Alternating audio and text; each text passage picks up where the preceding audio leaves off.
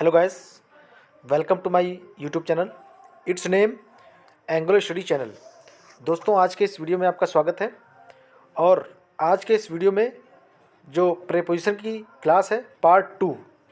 जी हाँ दोस्तों, part 2 class होने वाली है। इससे पहले मैंने पार्ट 1 बनाया था, प्रीपोजिशन के बारे में बताया था। लेकिन आज मैं बताऊँगा प्रीपोजिशन के यूज़ के बारे में, प्रयोग के बारे में। क्योंकि बहुत से प्रीपोजिशन ऐसे होते हैं, उनका हिंदी में मीन्स एक ही जैसा होता है, लेकिन उनका यूज़ अलग अलग होता है। इसी में कन्फ्यूजन होता है।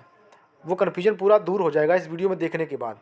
अगर आप LT ग्रेड या TGT PGT की तैयारी कर रहे हैं तो ये क्लास बहुत ही आपके लिए इंपॉर्टेंट होने वाली है। साथ ही में उन स्टूडेंट्स के लिए भी क्लास बेस्ट है जो क्लास 10th या 12th में है। ये इंग्लिश की क्लास बहुत बेस्ट क्लास है। और इस क्लास में जो जो है अंत तक जरूर देखिएगा आप। सारा जो है प्रीपोजिशन का यूज बताया जाएगा। कुछ मैंने छांटकर ऐसे ही प्रीपोजिशन लिए जिनमें बहुत ज़्यादा कन्फ्यूजन होता है, जिनका मीन्स एक जैसे होता है लेकिन उनका यूज़ अलग होता है। जी हाँ दोस्तों, उससे पहले मैं आप लोगों से रिक्वेस्ट करना चाहूँगा, अगर वीडियो में आप नए हैं तो चैनल को सब्सक्राइब जरूर कीजिएगा। इससे मुझे एक अच्छा सा मोटिवेशन मिलेगा और ऐसी वीडियो में बहुत ही अच्छे अच्छे कंटेंट लेके आता रहूँगा आप लोगों के लिए।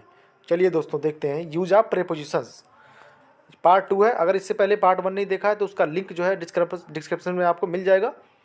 नो कन्फ्यूजन, ये मैंने इसीलिए लिखा है क्योंकि इस कन्फ्यूजन ख़त्म करने के लिए ही ये वीडियो बनाई जा रही है।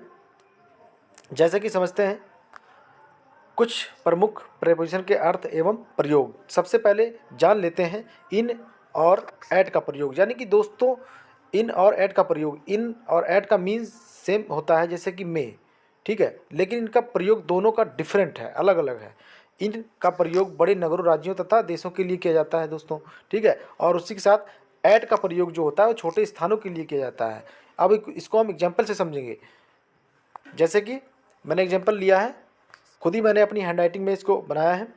Mahatma Gandhi was born at Porbandar in Gujarat. जैसे कि गुजरात यहाँ पे एक बड़ा राज्य है, ठीक है, और पोरबंदर एक वहाँ का नगर है, छोटा सा नगर है। तो मैंने बताया अभी, छोटे स्थानों के लिए एट का यूज़ होता है और बड़े राज्यों या देशों, नगरों के लिए जो है इनका प्रयोग होता है। जी हाँ दोस्तों, पोरबंदर यहाँ पे एक छोटा सा कस्बा कह सकते हैं, यू कैन से टाउन, ठीक है। और अगला एग्जांपल है इसका, my brother lives in Delhi. मेरा भाई जो है दिल्ली में रहता है।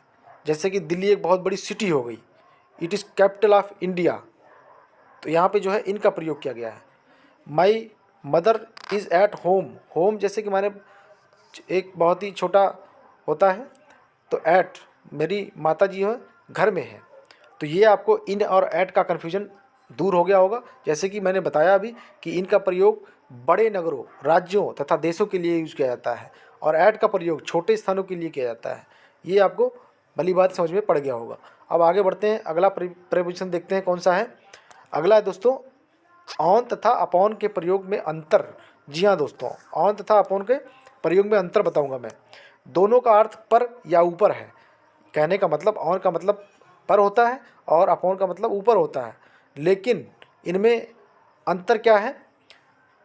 The bat on the table, यानी कि बैट जो है वो टेबल के ऊपर रखा हुआ है, तो इसमें स्थिरता दर्शाता है। एट जो है स्थिरता, यानी कि वस्तु एक ही जगह ठहरी हुई है। और the dog jumped upon the table, यह गतिशीलता दिखाता है। जैसे कि कुत्ता टेबल के ऊपर से कूदा, कुत्ता जो है टेबल के ऊपर से कूदा, इसमें गतिशीलता, यानी कि वस्तु जो भी है, आपका नाउन है जो भी है, वो एक जगह स्थिरता नहीं है उसमें, ठीक है, उसमें गतिशीलता दिखाई जा रही है। तो यही इन दोनों में फ़र्क है कि ऑन जो है स्थिरता को दर्शाता है और अपॉन गतिशीलता को दर्शाता है।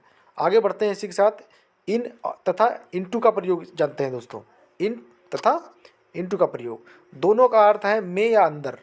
इन मीन्स में और इनटू मीन्स अंदर, लेकिन इनके प्रयोगों में दोनों के यूज़ में अंतर है दोस्तों। वो क्या अंतर है वो समझते हैं।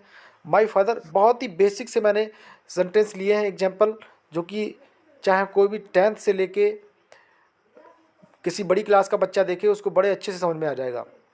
My father is in his room. अब यहाँ पे इन जो है इसलिए लगाया गया है, इन जो है स्थिरता को दर्शाता है, यानी कि एक ही जगह जो भी है फादर यानी कि एक ही जगह स्थिर है, स्थिरता को दर्शा रहा है यहाँ पे। अगला है the principal went into his office. अब यहाँ पे इनटू इसलिए लगाया गया है, यह गतिशीलता को दर्शाता है। जैसे कि मैंने अभी ऊपर बताया, गतिशीलता इसमें जो भी नाउन होता है या प्रोनाउन वो जो है मूव कर रहा होता है, आगे मूव करके जा रहा होता है। आगे समझते हैं नंबर 4 पे। 4 था सिंस का प्रयोग। ये बहुत ही बेस्ट प्रीपोजिशन है और इनमें बहुत लोग कंफ्यूज रहते हैं, लेकिन आप इसको समझेंगे तो बिल्कुल कंफ्यूजन नहीं होगा। फॉर तथा सिंस दोनों का अर्थ दोस्तों से दोनों का प्रयोग समय दर्शाने के लिए किया जाता है, यानी कि दोनों का अर्थ जो होता है वो से होता है। दोनों का अर्थ फॉर हो चाहे सिंस हो के लिए जैसे वो अलग होता है, लेकिन यहाँ पे फॉर या सिंस से होता है दर्शाने के लिए प्रयोग, यानी कि दोनों का प्रयोग समय दर्शाने के लिए किया जाता है। फॉर का प्रयोग अनिश्चित समय के लिए किया जाता है और सिंस का प्रयोग निश्चित समय, यानी कि जिसमें निश्चित समय दिया होता है उसके लिए हम जो है सिंस का यूज़ किया जाता है। जैसे कि समझते हैं एग्जाम्पल से हम। एग्जाम्पल है पहला, they have been playing for 3 hours. अब 3 आवर्स पता नहीं दोस्तों, एक अनिश्चित टाइम है, ये पता नहीं किस, जैसे कि ना तो मॉर्निंग का पता लग रहा है, ना आफ्टरनून का पता लग रहा है इसमें, और ना ही कोई इवनिंग का पता लग रहा है, फैक्चुअल टाइम नहीं है इसमें कोई दोस्तों, तो इसीलिए यहाँ पे फॉर का यूज़ हुआ है। अगला है I have been reading since morning. अब इसमें फैक्चुअल दिया गया है, जैसे कि मॉर्निंग या निश्चित समय दिया गया है, यानी सुबह से जो है पढ़ रहा हूँ, ठीक है। तो ये आपको समझ में आ गया होगा सिंस और फॉर। सिंस जो है निश्चित समय के लिए और फॉर अनिश्चित समय के लिए। जी हाँ दोस्तों, इसी के साथ आगे बढ़ते हैं, समझते हैं अगला प्रीपोजिशन क्या है, बिटवीन तथा। अगला है दोस्तों नंबर 5 पे बिटवीन। बिटवीन तथा एमंग का प्रयोग। बिटवीन तथा एमंग दोनों का अर्थ दोस्तों होता है बीच में। दोनों का अर्थ क्या होता है दोस्तों, बीच में होता है दोनों का अर्थ। परंतु बिटवीन का प्रयोग दो के बीच के लिए किया जाता है और एमंग का प्रयोग दो यानी कि दो से अधिक के बीच में किया जाता है। कोई भी जैसे व्यक्ति हैं, अगर दो हैं तो उनके बीच में जो यूज किया जाता है बिटवीन का, और दो से अगर अधिक है तो एमंग का। जैसे कि एग्जाम्पल से समझते हैं, divide these toffees between the 2 friends, यानी कि दो व्यक्तियों के बारे में बात हो रही, दो दोस्तों के बारे में बात हो रही। ये टॉफियाँ जो हैं दो फ्रेंड्स में कहने का मतलब बांट दी जाए, दो के बीच की बात हो रही है। और अगला है divide these sweets among all the children. दो से अधिक के बारे में जब बात की जाती है तो वहाँ पे एमंग के बारे में यानी कि एमंग का यूज़ किया जाता है। दो से अधिक के यहाँ पे लिखा भी हुआ है, आप समझ सकते हैं, देख सकते हैं सामने।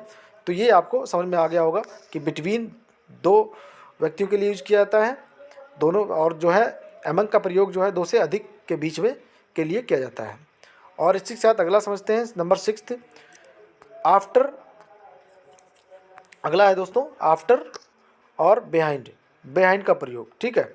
आफ्टर और बिहाइंड का प्रयोग पीछे यानी कि पीछे के लिए किया जाता है, परंतु इनके प्रयोग में अंतर है। अंतर क्या है दोस्तों, he is running after the thief, तो इसमें क्या होता है गतिशीलता दिखाता है। आफ्टर जो है गतिशीलता दिखाता है, वह चोर के पीछे दौड़ रहा है यानी कि भाग रहा है, इसमें गतिशीलता दिखाई जा रही है। और अगला नंबर 2 जो है park the cycle behind the Bush, यानी कि साइकिल को जो है बिहाइंड के पीछे पार्क कर दीजिए यानी खड़ी कर दीजिए। तो इसमें स्थिरता एक ही जगह यानी कि जो भी वस्तु है वो एक ही जगह स्थिर रहती है, वहाँ पे बिहाइंड का यूज़ किया जाता है। ये आपको समझ में आ गया होगा। नेक्स्ट है अगला सबसे कन्फ्यूजन वाला जो प्रीपोजिशन है वो ये है बिसाइड और बिसाइड्स। बिसाइड और बिसाइड्स का प्रयोग। बिसाइड का प्रयोग दोस्तों बराबर के लिए यानी निकट के लिए किया जाता है, ठीक है। और साथ ही में बिसाइड्स जिसमें एस लग जाता है लास्ट में, उसका प्रयोग अतिरिक्त के लिए किया जाता है। जैसे कि समझते हैं हम एग्जाम्पल से, I was sitting beside my mother in the cinema hall. जैसे कि मैं अपने मम्मी के साथ बैठ रहा था सिनेमा हॉल में, मैं अपने मम्मी के साथ बैठ रहा था। तो ये पास के लिए यानी कि पास के लिए जो निकट के लिए यूज़ हो गया बिसाइड।